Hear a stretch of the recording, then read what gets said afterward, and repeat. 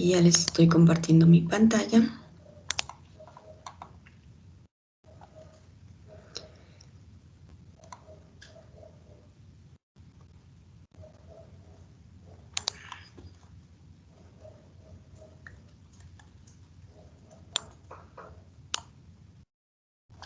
Sí, el día de ayer acabamos de ver los fundamentos de programación. Veamos entonces de qué se tratan.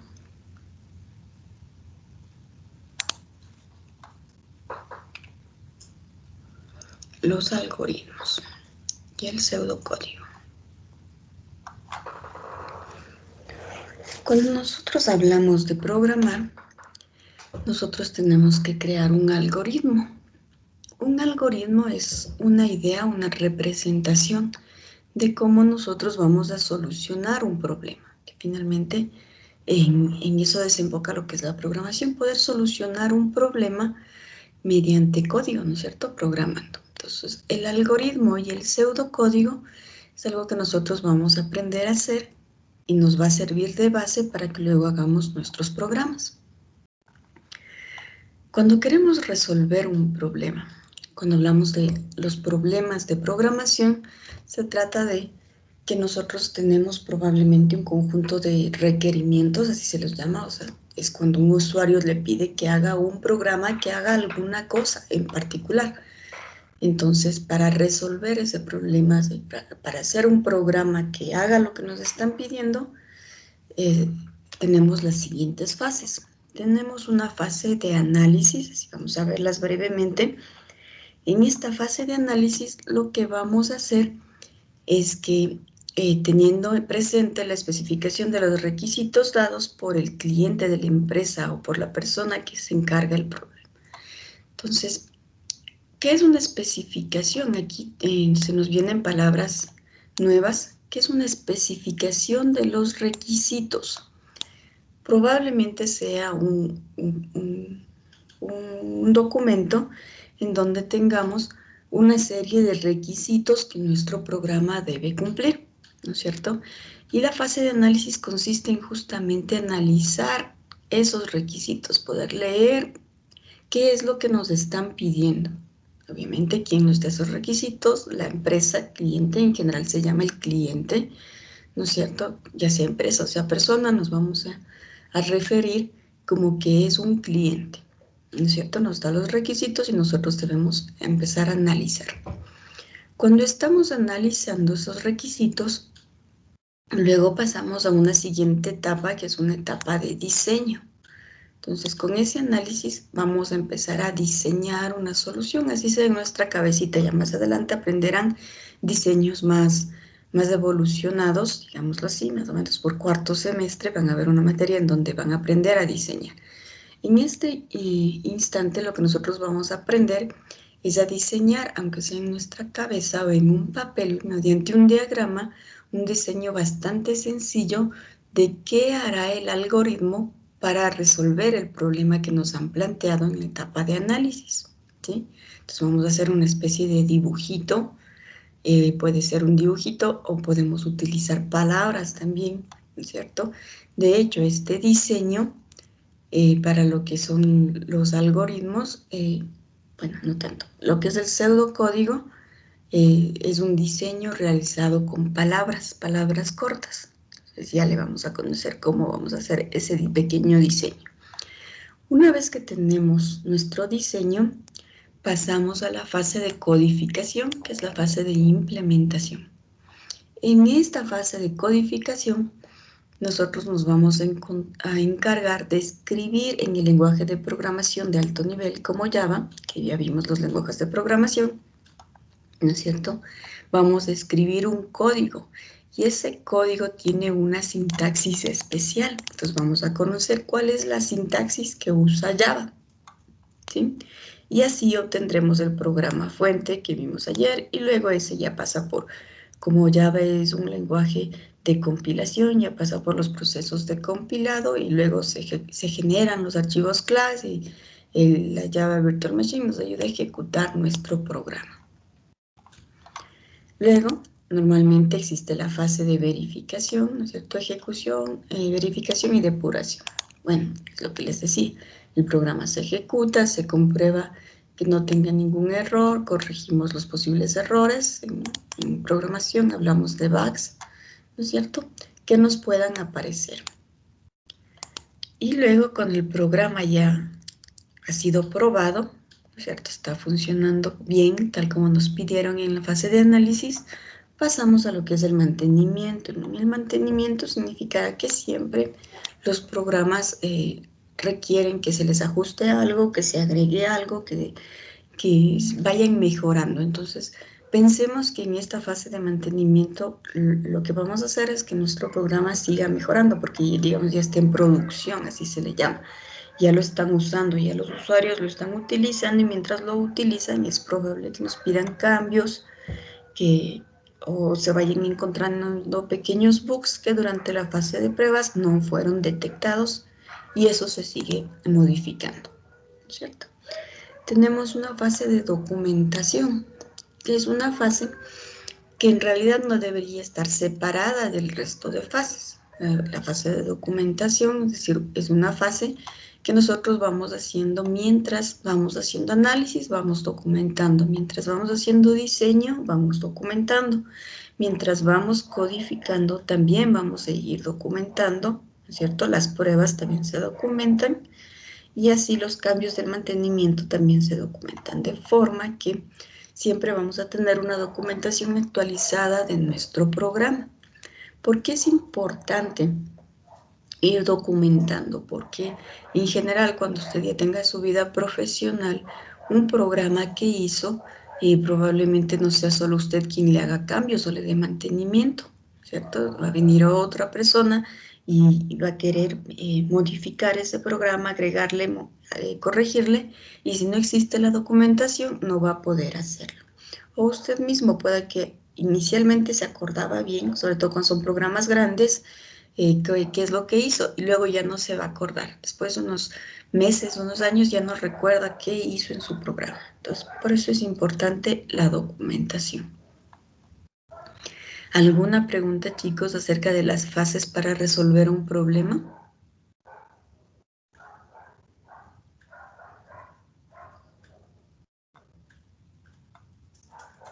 Profe, No, profe. una, Dígame. una pregunta. Eh, ¿Los algoritmos están hechos en base de los comandos o, o es la estructura del programa que se va a crear? Los algoritmos vamos a hacerlos, más o menos, que sería parte de esto del diseño. Lo vamos a hacer, ya les voy a enseñar cómo podemos hacer la partecita de diseño, y luego también vamos a conocer la partecita de la sintaxis del lenguaje para que podamos hacer nuestros distintos algoritmos. Ya les vamos a conocer un poquito más a profundidad. De hecho, pasemos a ver lo que son los algoritmos. Documentación, Dígame, dígame. perdón. ¿Con documentación se refiere a los comentarios dentro del código o almacenarlo en tipo GitHub o GitLab y así? Nosotros hablamos de documentación, como es en todas las fases. Obviamente en la fase de codificación es importante colocar comentarios en todo nuestro código, pero no es solamente esa documentación. Recordemos que hay una fase de análisis y una fase de diseño, y los documentos que obtenemos de estas fases, ¿no es cierto? Los documentos que obtenemos de la fase de pruebas son parte de la documentación que vamos a tener. Adicional, por ejemplo, parte de la documentación tenemos manuales de usuario, ¿cierto? Donde usted va capturando las pantallitas y le va guiando al usuario. Y creo que todos hemos leído a lo mejor un manual de usuario donde le dice: haga clic aquí, ingrese su nombre, ingrese su cédula y dele clic en el botón siguiente, y así. Entonces, esos son manuales de usuario que nosotros debemos crear. Es parte de toda la documentación. No sé si a eso te referías. Sí, gracias. Chévere.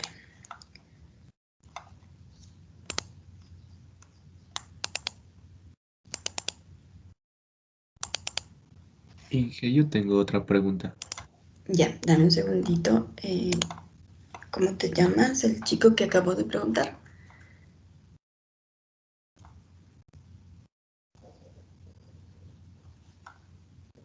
¿no?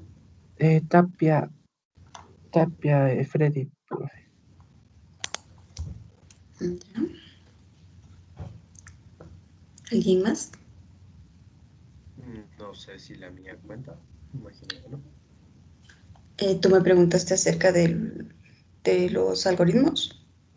No, de la documentación, porque sentía que se refería a cuando uno Ya. almacena el código en GitHub. Bueno, GitHub es solamente como que un repositorio donde uno puede almacenar código, programas, fuentes para compartirlo, ¿no? Con alguien más, pero no es parte de la documentación. Pero a ti era quien te quería poner el puntito. ¿Cuál es tu apellido? Jaramillo. Listo. De cualquier manera. Continuemos. ¿Alguien quería preguntar algo? Sí, yo, Inge. Dígame.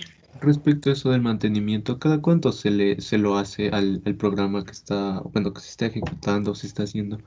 ¿O qué tiempo es recomendable o cada qué lapso de tiempo es recomendable hacer ese mantenimiento? ¿Cuál es tu apellido? Eh, anhelo a, anhelo a Alexander, el que está cuarto.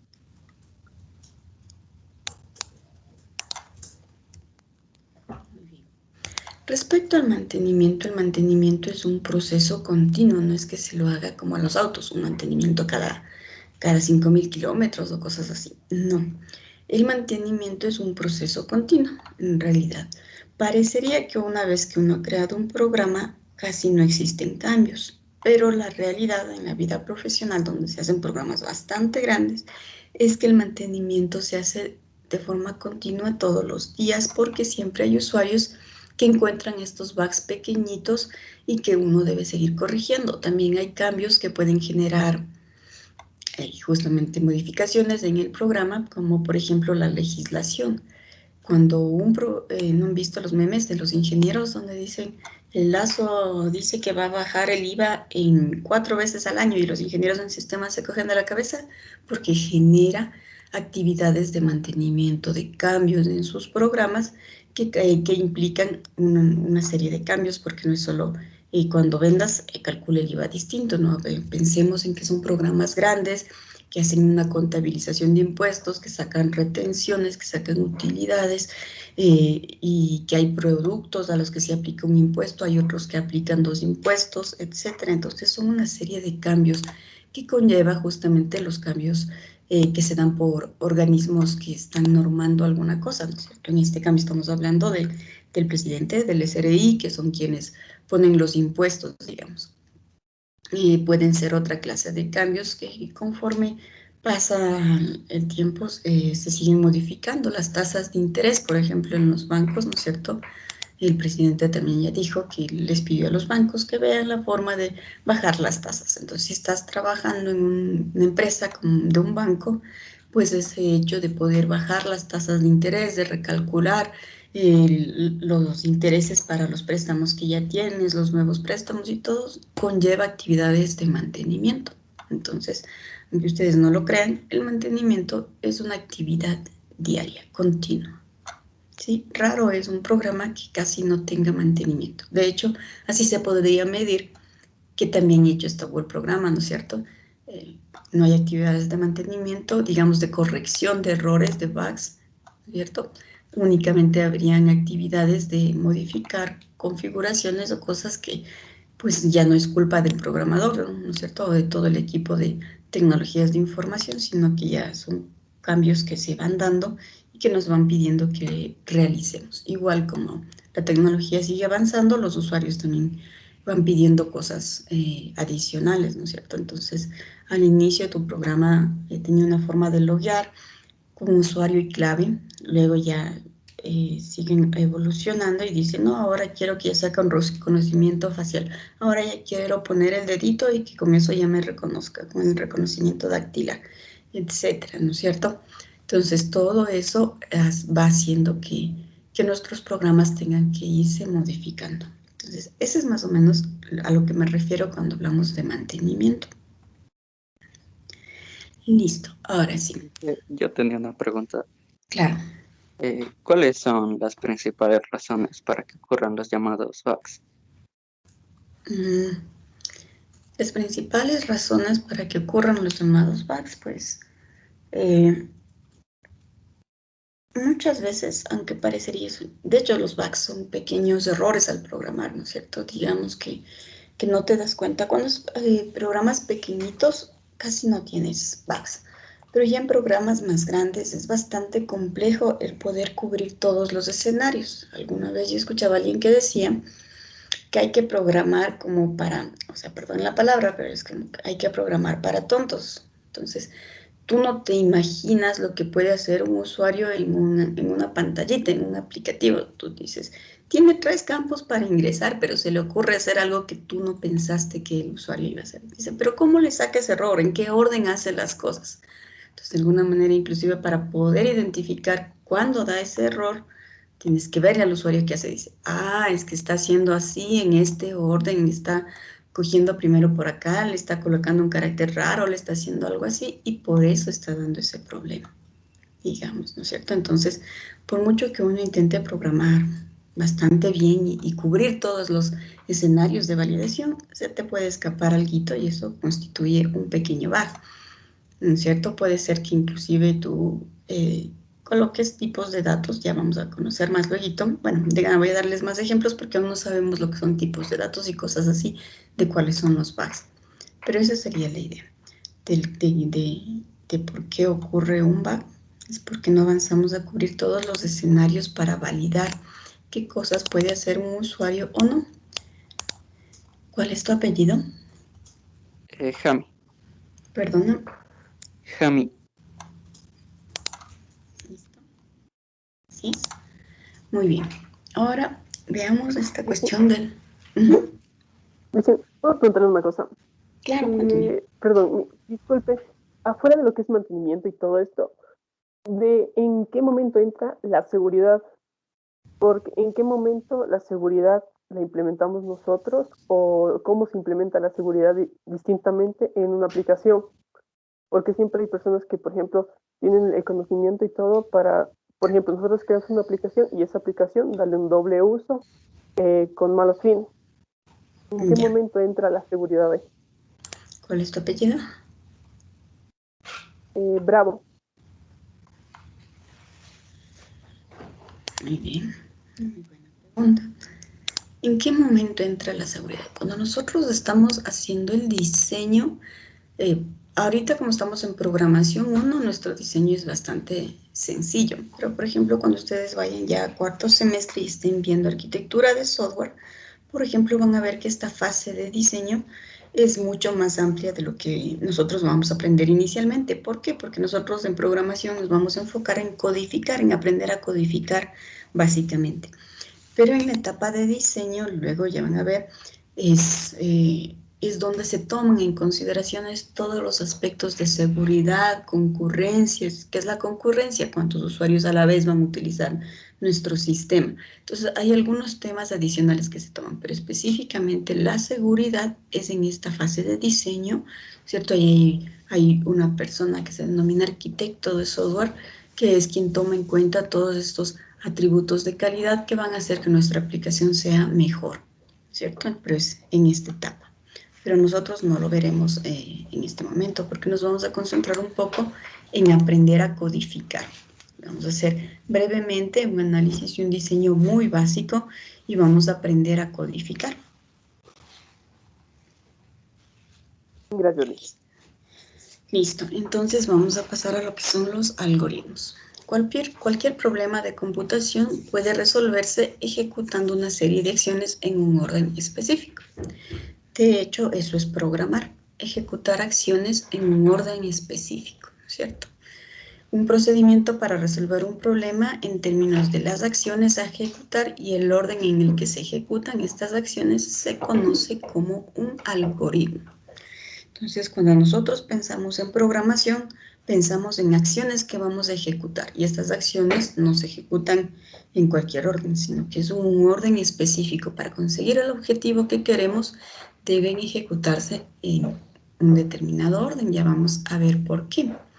Por ejemplo, si yo estoy haciendo un algoritmo para levantarse y arreglarse, estos podrían ser los pasos que un ejecutivo sigue para levantarse de la cama e ir a trabajar. Suponga que los mismos pasos se realizan en un orden ligeramente distinto. Entonces, digamos, yo le digo, piense en un algoritmo para levantarse y arreglarse. Entonces usted va a pensar, me levanto, me quito el pijama, me baño, me visto, desayuno y me transporto a mi trabajo. Digamos, son los pasos a breves rasgos de lo que podría ocurrir. ¿Qué ocurre si los pasos están cambiados el orden? Entonces me levanto, me visto, desayuno, me quito el pijama, me baño y me voy al trabajo. Pues seguramente vas a llegar al trabajo bañado y sin cambiarte, ¿no es cierto? Entonces, y te vas a bañar después de comer, que no es muy recomendable, ¿no es cierto? Las cosas se hacen un poquito al revés. Entonces, por eso es que el orden es importante. Entonces, cuando nosotros pensamos en programar, es justo eso. Nos dan un escenario y empezamos a pensar qué pasos tengo que seguir para conseguir ese objetivo y en qué orden debo ejecutarlos. Más o menos, claro, chicos, cómo funcionan los algoritmos. ¿Cuál es la idea de un algoritmo? Sí, profe. Ya, diga que sí. Sí, profe. Chévere. Ahora, para representar estos pasitos, algunos de estos pasos son distintos de otros, tienen unas acciones, llamémoslas así, diferentes. Entonces, esas acciones nosotros vamos a tener unos grafiquitos, ¿no es cierto?, que son unos diagramas que vamos a utilizar para representar algo que queremos hacer, algo que es diferente de otra cosa. Esto se denomina un diagrama de flujo. Los diagramas de flujo o flowchart, ¿no es cierto?, es una representación gráfica de nuestro algoritmo. Aquí está un poquito gráfico, pero siguen siendo pasos, ¿no es cierto?, en un orden específico. Para graficar de una forma gráfica, valga la redundancia, un algoritmo, nosotros tenemos una serie de símbolos. Entonces tenemos un símbolo como un ovalito, ¿no es cierto?, que es el inicio o el fin de nuestro algoritmo, ¿cierto? Entonces, si esto es un algoritmo, yo aquí podría poner inicio y aquí fin, ¿cierto?, representando con este óvalo. Tenemos este rectángulo. Entonces, un rectángulo indica una acción, ¿no es cierto?, o instrumento que debe realizar el computador. En general, es un proceso. Un rectángulo es un proceso, ¿no es cierto? Entonces, ¿cuál será un proceso? Un proceso es quitarse el pijama, un proceso es bañarse, un proceso es vestirse, desayunar. Todos estos los puedo representar yo como procesos. Inicialmente nuestros diagramas van a tener procesos, pero también existen otros símbolos importantes, como por ejemplo este símbolo que es un rombo. Este símbolo indica una decisión, indica en un punto del flujo si quiero que se produzca una bifurcación, ¿no es cierto? Dice un tipo sí y no. Digamos que nuestro algoritmo aquí estaba como que muy planito, ¿no es cierto? Y digamos que para bañarte preguntas si hay agua, ¿no es cierto? Entonces tú dices, te quitas el pijama y digamos que estás en un lugar en donde a veces hay agua y a veces no hay agua. Entonces te preguntas, dice, ¿hay agua? Sí, si hay agua, entonces me baño. Si no, me salto el bañarme y paso a vestirme, digamos. Así funcionan estos símbolos de aquí de decisión. En general vamos a poner una pregunta en este símbolo y este símbolo tendrá, ya vamos a verles unas rayitas que son estas líneas de flujo para el sí y otra para el no. Ya les vamos a ir conociendo. Tenemos este símbolo que es un trapecio, ¿no es cierto?, en donde nos dice que es una entrada por teclado. Inicialmente nuestros programas van a interactuar con qué periféricos de nuestro computador. Obviamente la pantalla como un dispositivo de salida y el teclado como un dispositivo de entrada, ¿sí? Entonces este símbolo, este trapecio, indicará que es una entrada por teclado. Significa que el usuario debe digitar un dato, ¿no es cierto? Digamos que aquí cuando vas a desayunar, le vas a decir, ingrese que quiere desayunar, ¿cierto? Entonces al usuario le dice, ¿qué quieres desayunar? ¿Quieres agua o quieres leche? ¿No es cierto? Entonces le dices, para ingresar, para tomar agua, digita 1. Para tomar leche, digita 2. O le dices, ingrese lo que quiere desayunar. Y el usuario tiene que digitar. Entonces, cuando estás esperando una acción que haga el usuario, entonces vas a colocar este símbolo, en donde vas a decir, estoy esperando que el usuario me ingrese, digamos que está haciendo un algoritmo para loguearte a un sistema, ¿no es cierto? Entonces tú le dices, ingrese su usuario, ingrese su clave. Entonces ahí colocarás en tu dibujito una entrada por teclado, que lo que va a significar es que estás esperando que un usuario ingrese un dato. Este dibujito, que es casi como un rectángulo, pero en la parte de abajo es como una curvita, es un dibujito que nos indica que es una salida por impresora, ¿no es cierto? Nosotros podemos hacer reportes, de hecho interactuar con este dispositivo de salida que es la impresora es bastante común en los aplicativos. En general mandas a imprimir, digamos, hazte cuenta que estás haciendo el programa de una caja, ¿no es cierto?, del supermercado, pues vas a imprimir a la impresora ahí qué productos nomás está comprando la persona y de cuánto se hace la cuenta. Digamos que también estás en una tienda, cuánto le vas a cobrar, va sumándote cada producto que le vas pasando. Entonces esto indica una salida por impresora. Puede ser también un reporte. Generas el reporte de contabilidad del mayor general y le mandas a la impresora. Eso simboliza esta impresora. Tenemos luego estos puntitos que son los conectores internos. Habrá veces que tu diagrama sea tan grande que, pongámonos en este de aquí, este está bastante pequeñito, ¿no es cierto? Aquí tenemos el inicio, tenemos el fin, tenemos un proceso, ¿no es cierto? Tenemos un algoritmo de decisión, ¿cierto? Si es que sí, váyase por aquí, si es que no, váyase por aquí. Aquí está mandando a la impresora. Probablemente este símbolo signifique alguna otra cosa adicional. Y aquí tenemos el de fin. Pero digamos que tu dibujito ya no es así de sencillo, una cosa chiquita, sino que es un dibujo bastante grande. Y vas a tenerlo que hacer en varias páginas. Entonces colocas este puntito y dices, te colocas en general después de una línea. Entonces dices, de aquí le pones el puntito, le pones un 1 y en la siguiente página le vuelves a poner como no como el inicio sino este puntito, le pones 1. Entonces sabe que aquí continúa en la siguiente página. Digamos que tienes dos puntitos en una hoja, digamos, tenías un algoritmo grandecito y aquí ya no te alcanzaba para hacer más acá porque se acabó la hoja, le pones el puntito azul y le pones ahí 1. Y digamos que no te alcanzaba todavía para abajo, le pones otro puntito azul aquí y le colocas 2. Entonces haces otra página y donde aquí pones 1 y continúa lo del 1. Otra página, pones otro puntito azul donde inicia, le pones 2 y ahí continúa la parte del 2. Entonces para eso nos sirven estos puntitos para hacer unos conectores internos. Tenemos estas líneas de flujo en donde nos indica la secuencia, ¿no es cierto? En general tienen flechitas para indicarnos hacia dónde se va nuestro algoritmo, ¿sí? Por lo general vamos desde el inicio, hacia abajo y nos va mostrando la flecha qué dirección tiene el algoritmo, porque recordemos que son pasos que se van a ir ejecutando uno a continuación del otro. Para ello tenemos las flechitas. Tenemos este conector externo y indica el enlace con partes del diagrama en páginas distintas. Este dice, indica el diagrama dentro de la misma página. Okay.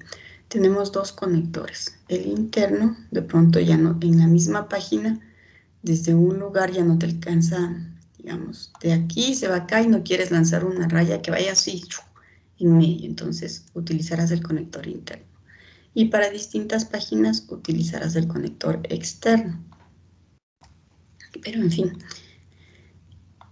hay estos símbolos que son los básicos y hay un conjunto de símbolos adicionales también que puedes utilizar para realizar un diagrama de flujo, un flowchart. ¿No es cierto? No es que exista un estándar súper estricto acerca de solo estos símbolos, sino que en general cada programa de diagramación se crea sus propios símbolos. Estos son los más comunes y el que más o menos existe un consenso para usarlos, pero hay otros que van creando otros símbolos que representan. Total, al final es como hacer un plano. Al final pones un cuadrito en donde dices, este símbolo representa tal cosa, este símbolo representa tal cosa, este representa tal cosa y listo. Cualquier persona que pueda leer tu diagrama va a entender cuál es la idea que quieres plasmar en tu programa. Eso fue la forma gráfica, que de alguna manera es la forma más bonita, pero es un poquito más demorado. Si tú quieres programar algo un poco más rápido, entonces llegamos a lo que es el pseudocódigo, que es igualito, hacer un programa, hacer un algoritmo, pero en base a palabras, ¿cierto? Leamos un poco qué dice que es el pseudocódigo. Es un lenguaje informal en el que las instrucciones se escriben en palabras similares al inglés o español, que facilitan tanto la escritura como lectura de programas. Ayuda a los programadores a desarrollar algoritmos sin tener que preocuparse por los estrictos detalles de la sintaxis del lenguaje Java. El pseudocódigo es similar al lenguaje cotidiano, es conveniente y amigable con el usuario, aunque no es realmente un lenguaje de programación en computadoras. Digamos que si tú quieres hacer un algoritmo bastante corto, lo que haces es colocar palabras cortitas, ¿no es cierto?, donde va diciendo qué es lo que quieres hacer. Previsiones de depreciación, así se llama, digamos, este proceso, previsiones de depreciación.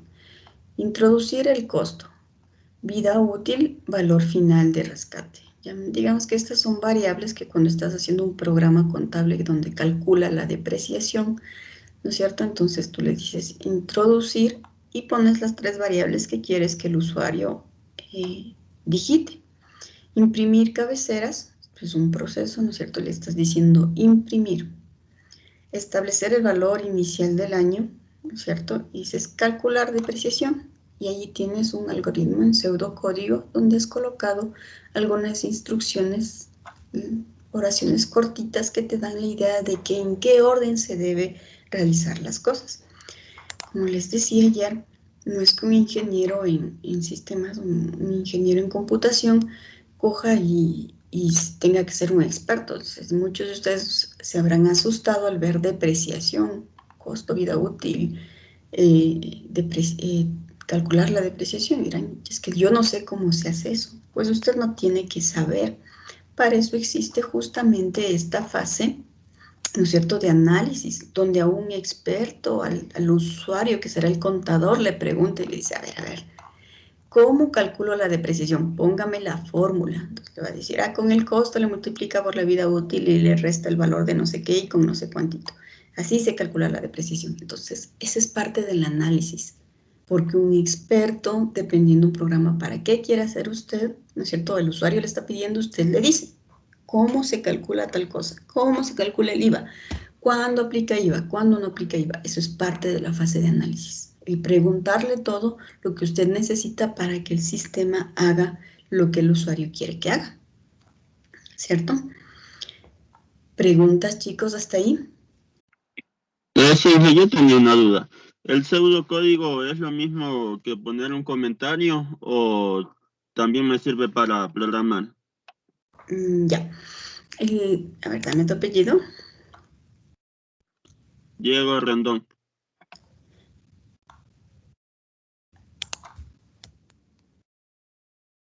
Muy bien. El pseudocódigo puede funcionarnos como comentario, ¿no es cierto? Parte de documentar es colocar comentarios en nuestro código. No nos sirve para programar, nos sirve para darnos una idea del orden y las acciones que se debe realizar. Recordemos que estamos queriendo hacer un algoritmo. Entonces, un algoritmo era un conjunto de actividades y en qué orden se realizan. Y podemos graficarlas de una forma gráfica con diagramitas de flujo o con pseudocódigo, que son palabras cortas. Estas palabras cortas que vamos a colocar, por ejemplo, nosotros vamos a hacer pseudocódigo en español, ¿no es cierto? No es programar, ¿sí? Esto es solamente darnos una idea, estamos haciendo el diseño de nuestro programa, pero no con gráficos, sino con palabras, para darnos cuenta qué cosas nos hace falta. Por ejemplo, aquí dice calcular depreciación, pero aún yo no sé cómo se calcula, entonces probablemente aquí diremos, multiplique el costo por la vida útil, réstele el valor final del rescate por no sé qué. Esa es imprima la depreciación. Entonces, ahí ya tienes una idea. Cuando pones las palabritas, tienes una idea de qué necesitas preguntarle al usuario para saber cómo debe funcionar tu programa, ¿no es cierto? Una vez que has hecho este pseudocódigo, que digamos es un borrador, Con ayuda de este pseudocódigo, ahí sí ya vamos a entrar a codificar, y cuando codificamos, ahí sí usamos la sintaxis del lenguaje. Sí, ya no es que yo puedo poner las palabras que a mí se me ocurran, sino que voy a tener que utilizar comandos propios del lenguaje, en este caso del Java. Hacemos un poquito. Veamos, dice, calcula la paga neta de un trabajador. Solicita el ingreso del número de horas trabajadas y el valor de cada hora. Considere el pago del IES de 9.05%. Digamos, esto es un requerimiento. Este es el problema que nos están dando. Y nosotros debemos hacer un algoritmo inicialmente para hacer este proceso. A ver, por 2 puntitos adicionales, alguien que quiera animarse a hacer.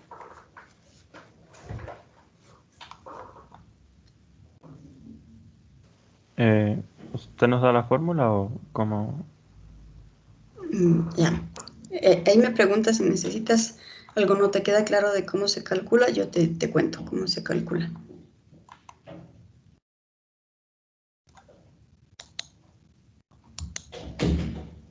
Pues yo lo intento a ver.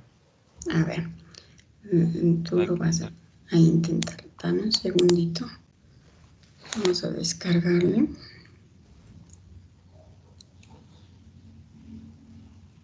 ¿Qué fue?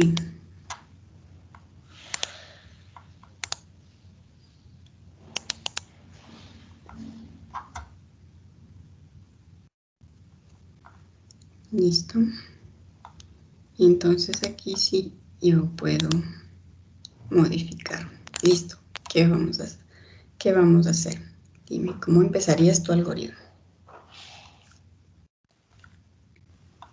Paga neta de un trabajador, ingreso del número de horas trabajadas y el valor de cada hora. Bueno, pues guiándome por el texto, es lo que dice el texto, ingresar el número de horas trabajadas. Ya, entonces, ¿qué le colocarías aquí? Ingrese el número de horas trabajadas.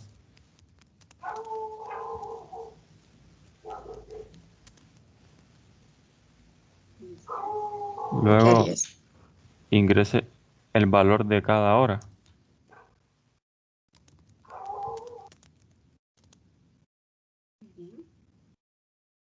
Y el pago del IES 9.5. Y todo eso tendría que multiplicarse. Eso tendría que multiplicarse por 0.0905. Listo. Así funcionaría. Ya. A ver, ¿cómo funciona el pago del IES? El IES es como un descuento que le hacen a un trabajador. Digamos, sobre ya el valor que te van a pagar, ¿no es cierto? Te calculan de ese valor el 9.05% y eso te descuentan, te ponen menos ese valor y lo que te sale de resultado, eso es lo que te van a pagar. Entonces aquí ya ingresaste el número de horas trabajadas, ingresaste el valor de cada hora, luego, ¿qué deberías hacer? Podría ponerle restarle el valor total por 0.095. Ya, pero vamos, sí es así, pero estás queriendo hacer en un solo paso 3 cosas. Entonces, trata de lo que estás pensando, dividirle en 3 pasitos. Ok. A ver, entonces sería el valor de cada hora. Bueno, yo diría ingrese el valor total hasta ahora. El otro paso sería ingrese. Un momento. ¿Cómo se llama? Ingrese el valor total menos el pago del IES. Ahí sí decimos, ingresa el valor total menos el pago del IES, ¿no es cierto? Nosotros le estamos pidiendo al usuario que haga un cálculo. Le decimos, ingresa el número de horas. Digamos que aquí él coge y te dice, ¿cuántas horas trabajé? Trabajé 50 horas. Entonces él te dice, ingresa el valor de cada hora. Y dice, $10 me van a pagar por cada hora. Luego le dices, ingresa el valor total.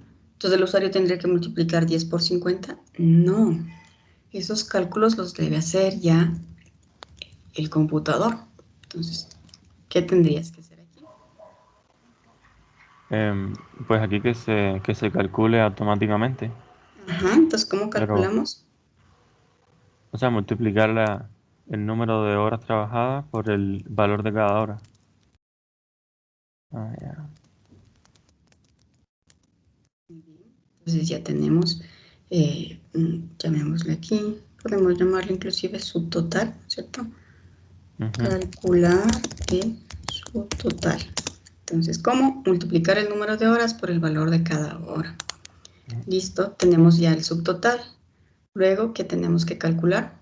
Restar el subtotal menos el porcentaje del IES. Y entonces primero calculemos ese porcentaje del IES, que es el descuento. ¿Cómo lo calculamos? Subtotal por 0.0905.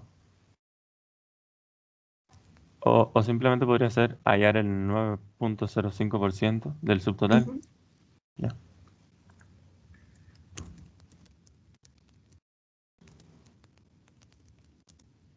Todo este lenguaje es, ¿cómo se llama? Esto es pseudocódigo, ¿no? Ujú. Esto Ah, es un ok. pseudocódigo porque utilizamos palabras en español para darnos una idea de los pasitos. Luego ya estamos ahí. Calculamos el descuento del IES. 905. Del IES multiplicando el subtotal por 0.095. El En 9, realidad, ajá, es el 9%, pero más un 0.5. Entonces, allá, aquí me falta un 0. ajá.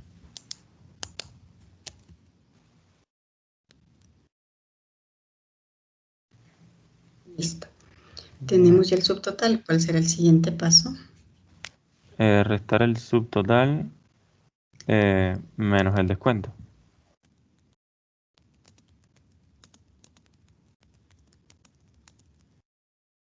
¿Cierto? Ya tenemos el total que le vamos a pagar y luego, ¿cuál será lo último? Todo hemos calculado, pero eso el usuario no ve. Ah, pues ingresar el resultado de la resta. ¿Ya? Entonces, ¿qué es? Un imprimir a pantalla, ¿no es cierto? No, verdad, ya. O sea, cuando decimos ingresar, es que lo tiene que poner el cliente, ¿no? Ajá. Y cuando decimos imprimir, es que el resultado se ingresa solo. Sí. Ok. El valor total menos el descuento. Ajá. Entonces ahí imprimimos el valor total, ¿no es cierto? Entonces aquí tenemos actividades de ingresar, porque el usuario nos va a digitar, ¿no es cierto?, con el teclado. Calcular son procesos que nosotros haremos para calcular, que el usuario no ve, solo hace el computador. Y luego al usuario le tenemos que decir, este es el valor que le van a pagar. Entonces imprimimos probablemente un mensajito más el valor a pagar. ¿Sí? Entonces ahí hemos creado nuestro algoritmo, ¿no es cierto?, para calcular el valor a pagarle a un empleado, considerando un descuento del IES, ¿cierto? Así es más o menos como debemos pensar el rato que estamos queriendo hacer un algoritmo, ya sea en pseudocódigo o ya sea con un diagramita de flujo. Muy bien, ¿cuál es tu apellido? Orama. Profe, una pregunta. Dígame. Imprimir se refiere a cualquier dato ingresado que se le va a enseñar al usuario Claro, en son la cosas que pantalla. tú, sí, cosas que tú quieres sacarle en pantalla, ¿no es cierto? Eso es imprimir.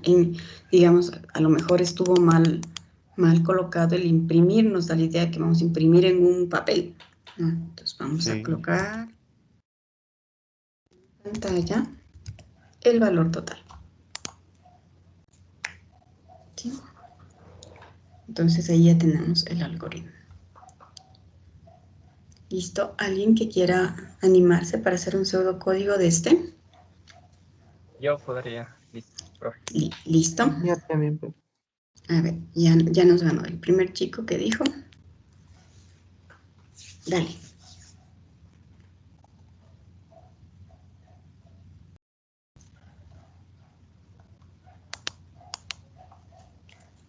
¿Quién va a trabajar? Soy Andrade Kevin. Ya, Kevin. Veamos cómo lo puedes hacer. Según veo, necesito pedir los datos del cliente. Muy bien, entonces, ¿cómo que le diremos? Ingresar los datos del cliente.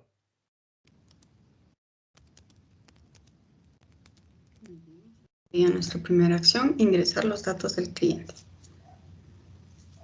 Luego sería comprobar si el cliente es solvente. Muy bien. ¿Cómo le pongo aquí cuando hay dos decisiones? Sería, igualito. Sí, es solvente. Si es solvente. Y de alguna manera le ponemos, exacto, ponemos así como una indentación, como para decir si es que sí, haga esto. Entonces, aceptamos el pedido. Y aquí le ponemos si no. Vamos con el si no. Rechazamos el pedido.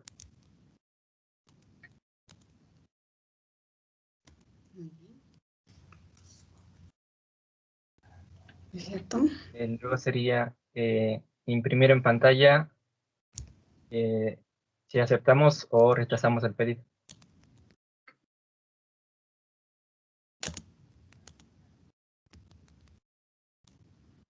Llamémoslo así, ¿no es cierto? Podríamos decir aquí decisión es aceptamos el pedido. Y aquí podemos decir decisión es rechazar el pedido y luego imprimimos en pantalla la decisión. O directo, ¿no es cierto? Si es solvente, imprimimos en pantalla, aceptamos el pedido, ¿no es cierto? Y aquí imprimir en pantalla, rechazamos el pedido. Y ahí terminaría nuestro algoritmo. Cualquiera de las dos opciones es válida, ¿no es cierto? Por eso es que decimos que nunca hay una sola forma de resolver un problema. Ahí lo tenemos. Kevin Andrade. Muy bien. No. Muy bien, Kevin. Ese sería el algoritmo a breves rasgos, ¿no es cierto? Como el problema tampoco nos indica de cómo validamos que es solvente, ¿no es cierto? Dice, solamente le ponemos como un proceso. Comprobar si el cliente es solvente, ¿no es cierto? Solo como un proceso y tendríamos listo nuestro algoritmo. ¿Alguien? Este último. Yo prefiero. A ver.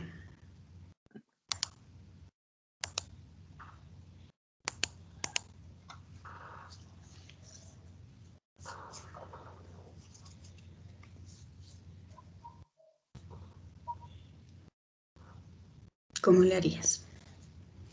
Se quedó congelada la pantalla. Ah, ya. Ahí ya se actualizó. Ya.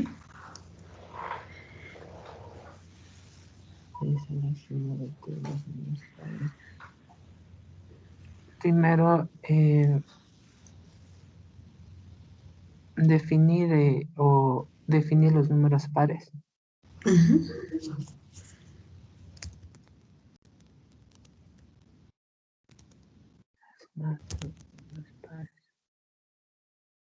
Y después sumarlos.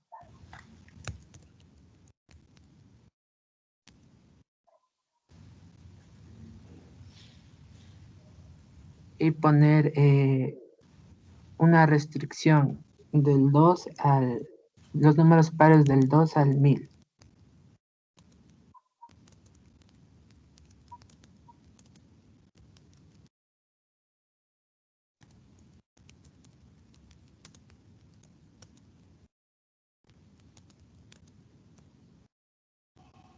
¿Parece así? Aún no se me actualiza la página, profe. Ya. Tenemos primero definir los números pares, segundo sumarlos, tercero restricción para iniciar en 2, cuarto restricción para finalizar en 1000. Sí, y después imprimir los resultados. Los resultados obtenidos. Por ejemplo, si le ponemos así, no, es como tener los pasos, pero están en desorden. Porque aquí ya estamos sumando y luego estamos diciendo restricción de 2, finalizar en 1000, ¿cierto? Entonces, por ejemplo, el orden ahí es importante. Entonces podemos poner la restricción para iniciar en 2, pues obviamente antes de sumar, ¿no? ¿No es cierto? Y vamos sumando los números pares y finalizamos en 1000. ¿No es cierto? Más o menos así podría quedar.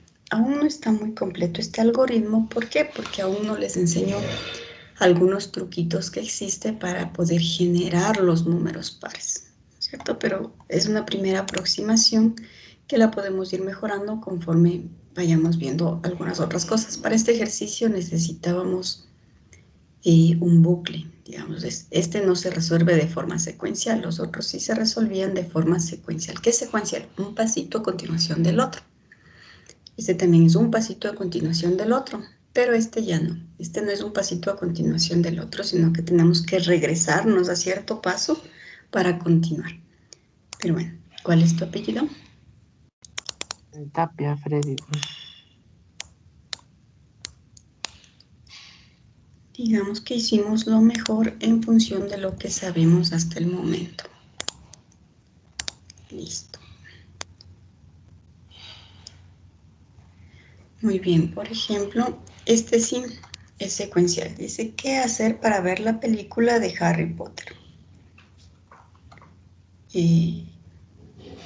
Este le vamos a dejar de deber, ¿no es cierto? Vamos a hacer de deber un algoritmo tanto en pseudocódigo o en diagrama de flujo, ¿cierto? Para qué pasos debemos seguir para, para ver la película de Harry Potter, ¿no es cierto? Se le vamos a dejar de deber, pero mientras tanto vamos a practicar un poquito más cómo hacemos el pseudocódigo. Para graficar, para hacer los diagramas, dígame. Tengo una pregunta respecto a la tarea. No entiendo muy bien a qué se refiere con qué hacer para ver la película de Harry Potter.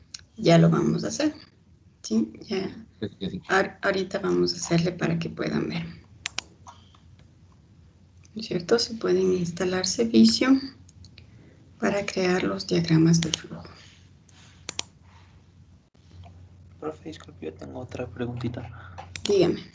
Cuando hablamos de un bucle es cuando al programa le damos una condición la cual va a estar repitiendo hasta que encuentre una restricción.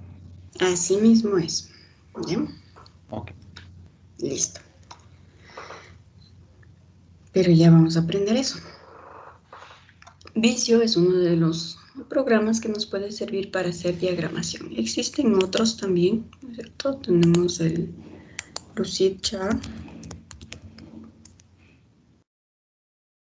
que está en línea, que también nos sirve para hacer diagramas.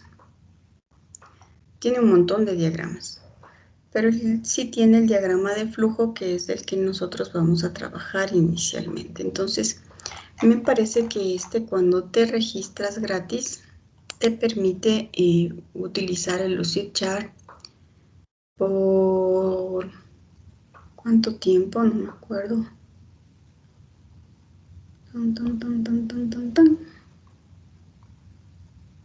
Ya no me acuerdo. Pero bueno, tienen que registrarse y les da unos días gratis del poder utilizar el Lucidchart para poder hacer algunos documentos, ¿no es cierto? Al menos en 30 días para poder hacer algunos diagramas que van a hacer, ¿cierto? Nuevo documento de Lucidchart. Ajá, yo ya me pasé obviamente esa fecha, entonces por eso ya probablemente no me deje. ¿no es cierto? Y si no les pide que paguen también, si ya se pasan esa fecha. Entonces, Lucidchart podría ser uno de los programas que son chéveres para poder hacer diagramas y podrían registrarse gratis por 30 días y luego desregistrarse, o ya no les va a dejar usar como a mí luego de ese tiempo, ¿no es cierto? O si no, se pueden instalar el Visio directamente en su computador y así poder trabajar en Visio para hacer. Si no tiene Visio, digamos que nosotros también podemos utilizar el Word. Y me parece que el Word también nos puede servir para hacer nuestros diagramas de flujo que son básicos. Creo que mejor trabajamos con el Word, ¿cierto? Y aquí tenemos algunas formas básicas para los diagramas de flujo. Sí, creo que Word tenemos todos. Entonces, ¿El Visio es gratis, dice? No, es parte de las cosas de Microsoft. Me parece que el que viene en la universidad del Office Online les viene licencia para Word, Excel, Access. Me parece que no viene para Visio. Entonces, a lo mejor sí se les complica un poquito el obtener el Visio, pero podemos utilizar el del Word que tiene los diagramas de flujo para que nosotros podamos crear los diagramas de flujo. ¿No es cierto? Si nos regresamos a este mismo, ¿no es cierto? Del trabajador, vamos a hacer lo mismo que hicimos en con pseudocódigo, vamos a hacerlo con diagrama de flujo. Muy bien, ¿alguien que quiera trabajar en eso? A mí me gustaría. A ver, alza la manito para verle. Kevin Pozo. Ya, profe, ¿ahí me escucha tal vez? Sí, ahí le escucho. Creo que usted puede pedir para tomar control de mi máquina. ¿Tiene alguna opción? A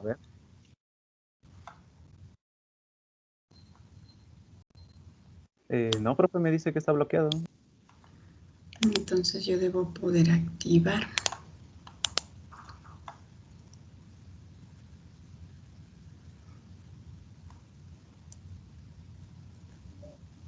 En opciones de la reunión creo que...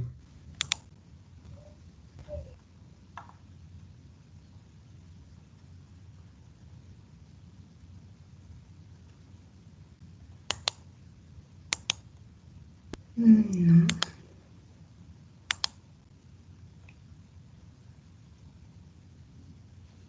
Bueno, yo voy a investigar cómo le hago para que ustedes puedan tomar control remoto de mi máquina. Mientras tanto, yo voy a hacer lo que tú me digas que haga. Ahí tenemos las fórmulas del diagrama de flujo. ¿Cómo empezaríamos para hacer ¿no es cierto? Que era, vamos a copiarnos esta partecita.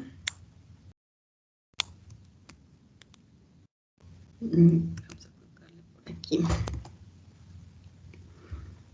Para poder hacerlo. Entonces tú me vas diciendo cómo le hacemos el diagrama de flujo.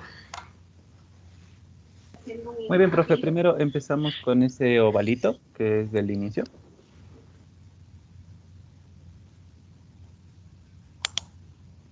Muy bien, ahí tenemos un inicio.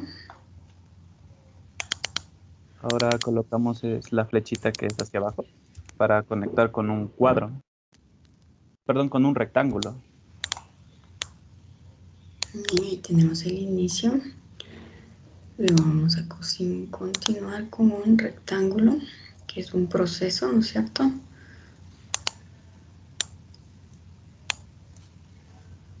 ¿Ya? Y me dijiste que le ponga una flechita.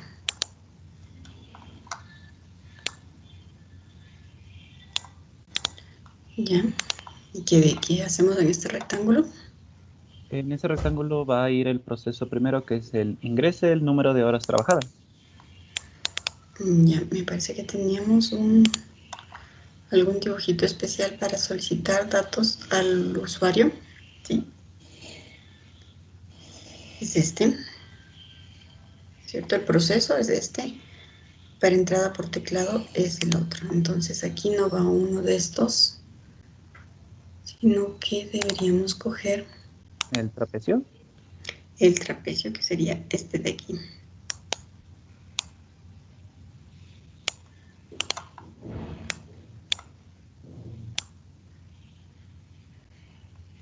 Muy bien, este era.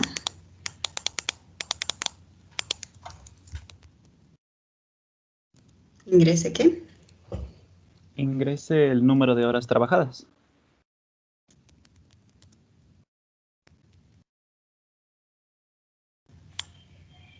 Bueno, aquí como ya tenemos el trapecio y sabemos que está por teclado, ¿no es cierto? Solamente le quitamos el ingrese, porque ya sabemos que lo que está haciendo es pidiendo por teclado. Entonces solamente le pedimos número de horas trabajadas. Luego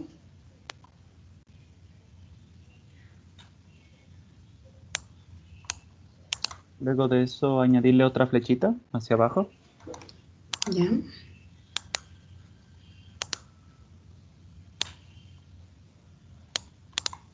En este caso, ahí sí vendría el rectángulo donde se van a ingresar, ¿verdad? Ahí es donde se va a ingresar el número de horas. No, en este se ingresa. Este es el que pide las horas, ingrese las horas trabajadas. En este se pide. Este rectángulo es un proceso.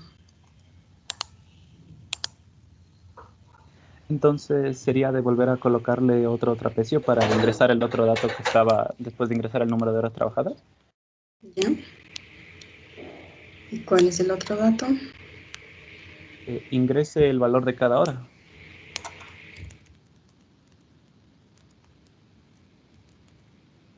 Bien. Luego. Otra flechita hacia abajo. Bien.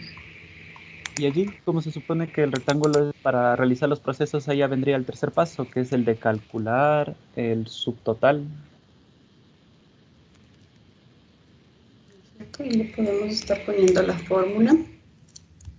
Sería número de horas por valor de cada hora. ¿Cierto? Entonces aquí podemos decir, bueno, la idea es usar siempre la misma nomenclatura, número de horas. Y valor.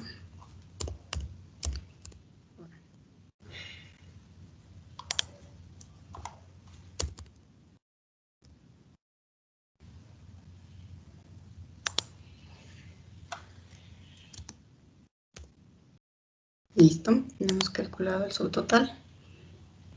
Perdón, profe, ¿le puede tal vez subir un poquito hacia arriba? No le vi el otro paso que era después. ¿Ya? Después sería colocarle otra flechita y otra vez otro rectángulo para calcular el descuento del IES.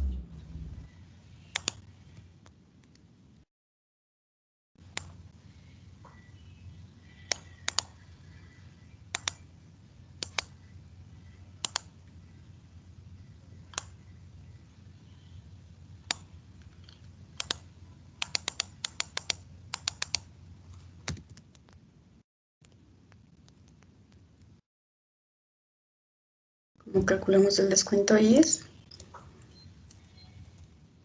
Que sería el subtotal menos el valor de 0,095. No es menos, es por. Oh, perdón, profe, por 0.095. Ajá. Tenemos calculado el descuento, luego. Después de eso colocamos otra flechita. ¿Ya?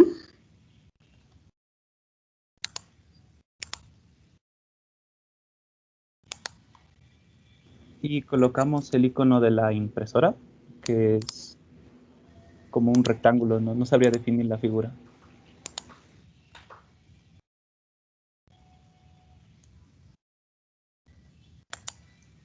¿Sí?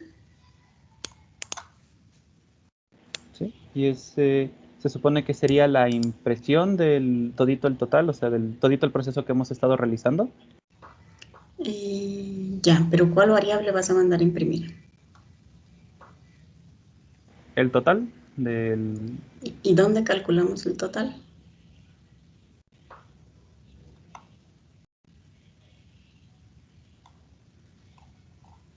Sí, nos saltamos uno.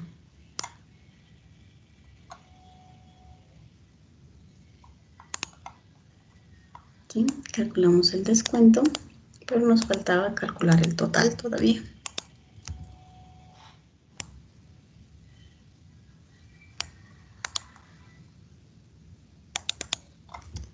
Aquí es igual el total. El total sería el del descuento realizado por el IES menos el subtotal, el del número de horas trabajadas por el valor de la hora. Ya tenemos, ¿no es cierto?, el subtotal. Si tú me dices descuento menos subtotal, se va a calcular mal. Perdón, profe, es primero el subtotal menos el descuento. Total menos descuento IES. ¿Sí? Y ahí sí, ya imprimimos en pantalla.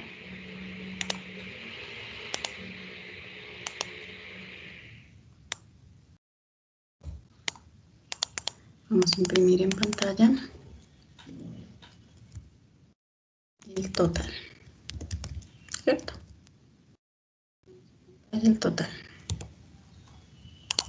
Y luego volvemos a colocar otra flechita y le colocamos ese ovalito que sería el final.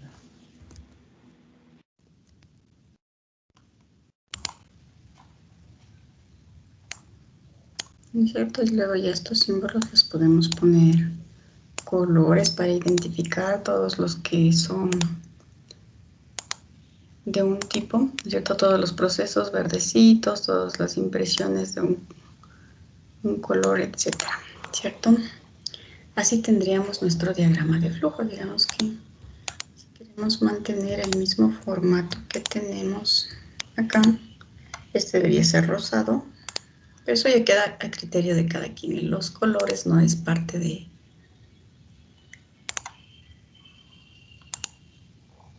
Pongámosle el tomate, ¿cierto? Los procesos pongámosles...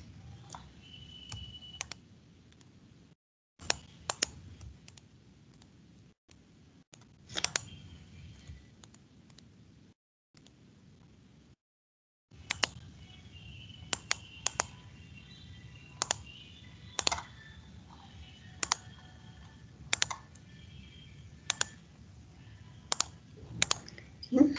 Y ahí identificamos mejor cómo estamos haciendo. ¿Cuál es tu apellido? Pozo Maldonado. Muy bien, Kevin. Ahí tenemos, ¿no es cierto?, el diagrama de flujo para nuestro algoritmo. Gracias. A ver, veamos cuál otro podemos hacer el diagrama de flujo. Este. ¿Quién quiere hacer este? A mí me gustaría el libro.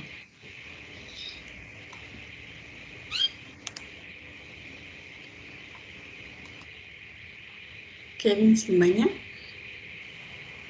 Sí, buenos días, ¿se me escucha? Sí, le escucho. Entonces vamos a hacer ese. Ya. ¿Cómo haríamos ese? Primero iniciamos el programa con su respectivo gráfico. Bien, ahí tenemos el inicio. ¿Ya? Luego ingresamos un rectángulo en el que analizamos al cliente para ver si es solvente o no.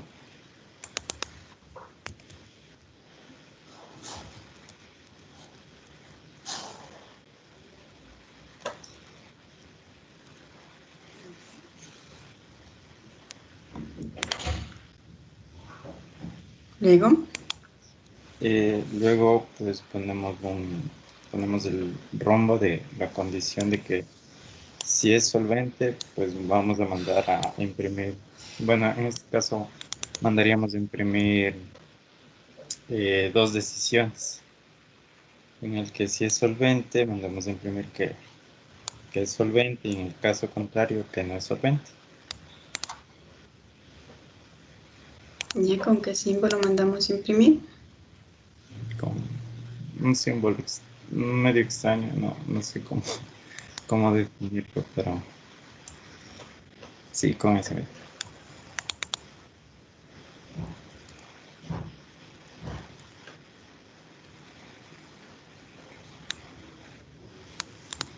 Bien.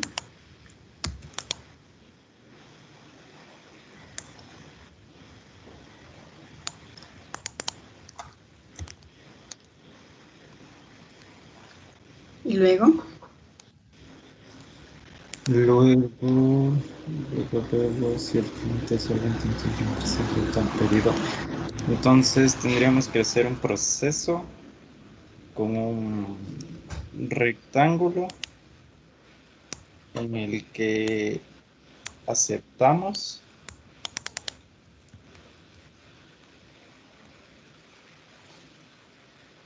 y pues bueno, ese rectángulo sería en la parte en el que el cliente solvente en el que mandamos a imprimir. Y luego finalizamos el programa. Por ahí. ¿ya? A ver, las flechitas me faltan. Sí. ¿Cómo van las flechitas? Así como un algoritmo, así primero al inicio, después analiza, después toma las decisiones, uno iría a la izquierda, otro a la derecha.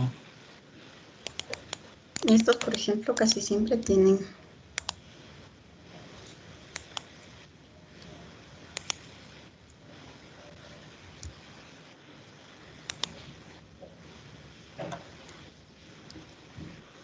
bueno, aquí no me deja de normal,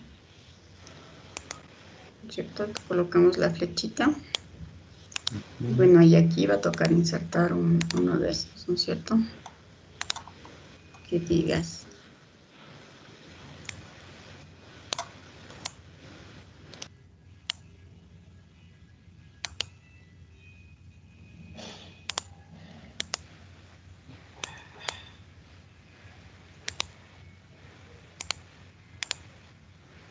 Sin contorno, dije. Bueno, le quitan luego el contorno. Colocamos otra flechita.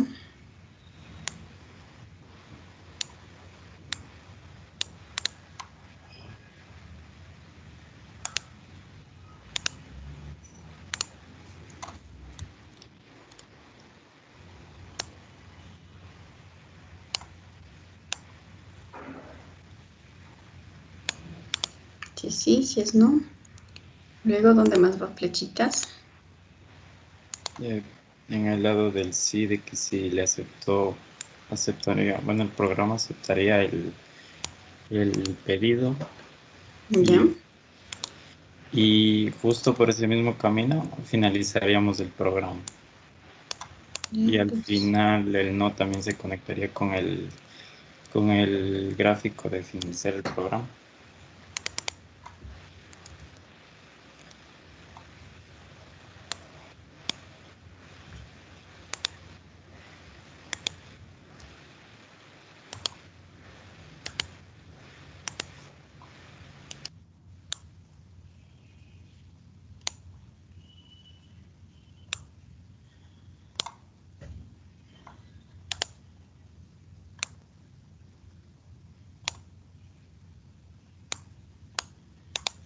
Ya.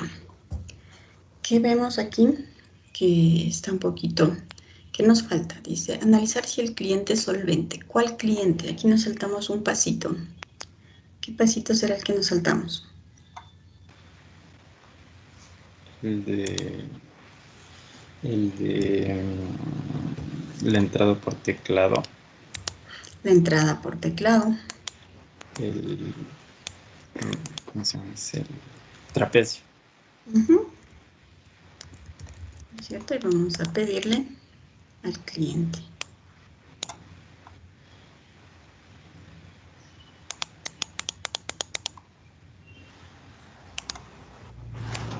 Bueno, aunque el Word nos permite, no es que esté hecho para esto, ¿no es cierto? En el vicio es más fácil insertar cosas y moverlas. Aquí es un poquito más complicado.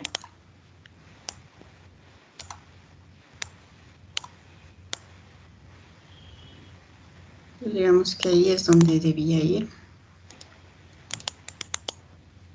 ¿no es cierto? Ingresar el cliente, analizar si el cliente es solvente. Si es solvente, aceptamos el pedido, imprimimos a pantalla el cliente solvente y el cliente, por este lado, el cliente no es solvente y teníamos una actividad que era rechazar el pedido, ¿no es cierto? Se rechazará el pedido, entonces rechazar el pedido también debe implicar algunas cosas. Como no sabemos qué cosas, entonces colocamos un proceso, ¿no es cierto? Que luego nos dirá cómo se rechaza el pedido.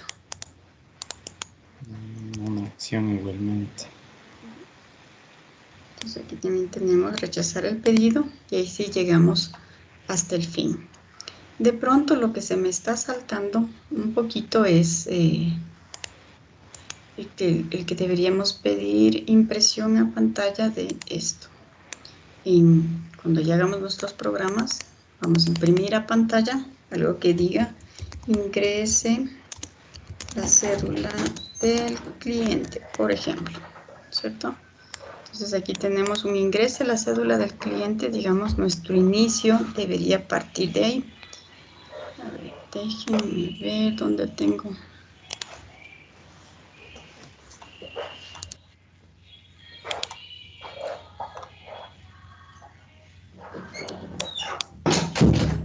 Ya, entonces en realidad aquí deberíamos tener un inicio, luego un mensajito a pantalla que diga ingrese la cédula del cliente, ¿sí? Que es lo primero que haremos. Luego colocamos el símbolo de recibimos el cliente o recibimos la cédula, si es lo que estamos pidiendo. Y luego si es un proceso que dice analizar si el cliente es solvente, y luego si es solvente hacemos el resto de cosas. ¿Sí? Entonces a lo mejor el ingresa la cédula del cliente nos falta. Y lo mismo nos ocurriría en este de aquí, ¿no es cierto? Tenemos el ingreso del número de horas, pero es como que a pantalla solo le mandamos a que el usuario digite el número de horas, pero no le hemos mandado un mensaje previamente. Entonces aquí también nos hace falta el mensaje a pantalla, donde diga ingrese el número de horas. Entonces más o menos así. Nos vamos primero, ingresa el número de horas, luego que hemos ingresado el número de horas, ahí nos quedamos esperando que el usuario digite.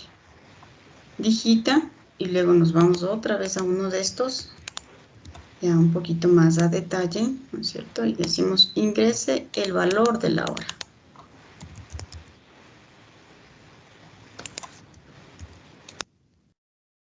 Ingrese el valor de la hora, entonces de aquí